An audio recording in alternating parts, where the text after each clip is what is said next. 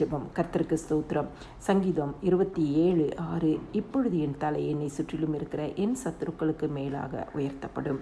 கர்த்தர் கொடுத்த நல்ல வார்த்தைகளுக்காய் கர்த்தருக்கு நன்றி செலுத்துவோமாக. எங்களை நேசிக்கிற நல்ல இயேசுவே, எங்கள் வெளிச்சமும் எங்கள் ரட்சிப்புமாய் இருக்கிறவரே, எங்கள் ஜீவனின் பலனானவரே, உம்மை நன்றியோடு துதிக்கிறோம் அப்பா.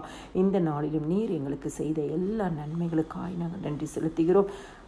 அறிந்தும் அறியாமலும் செய்த எந்த ஒரு பாவமாந்தாலும் இன்னும் ஒரு விஷயம் உடைய ரத்தத்தினால கழுவி பரிசுத்தப்படுத்துங்க. அதிகாலை எழும்பி பாடி மகிமைப்படுத்தி உம்முடைய வேத வசனத்தை தியானிக்க கிருபை கொடுங்க. காலைதோறும் உடைய கிருபைகள் புதியவைகளாக இருக்கிறதே, புதிய கிருபையினால் எங்களை நிரப்புங்கப்பா. கிறிஸ்துவுக்குள் பிரியமானவர்களே, இந்த இடத்துல தாவீது சொல்கிறார், இப்பொழுது என் தலை என்னை சுற்றிலும் இருக்கிற என் சத்துருக்களுக்கு மேலாக உயர்த்தப்படும்.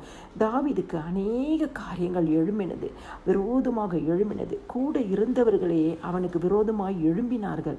ஆனால் தாவீது சொல்கிறார், என் தலை என்னை சுற்றிலும் இருக்கிற என் சத்துருக்களுக்கு மேலாக உயர்த்தப்படும் என்று சொல்லி அந்த விசுவாச வார்த்தையை இந்த இடத்துல சொல்கிறார்.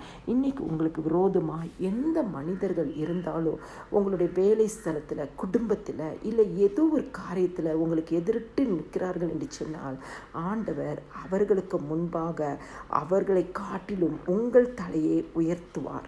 கர்த்தர் ஒரு வார்த்தையை அனுப்புகிறார் என்று சொன்னால், அந்த வார்த்தையை விசுவாசிக்கும் பொழுது அந்த வார்த்தையின் வழியாகவே நம்மை ஆசீர்வதிப்பார்.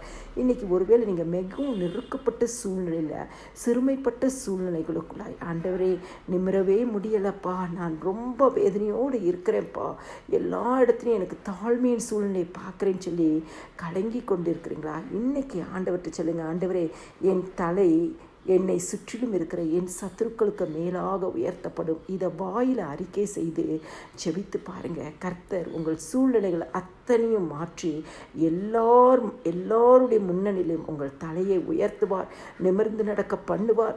அன்னைக்கு தாவீதுக்கு செய்த தேவன் இன்னைக்கு உங்களுடைய வாழ்க்கையில் செய்ய அவர் உண்மையும் நீதியும் உள்ள தேவனாயிருக்கிறார்.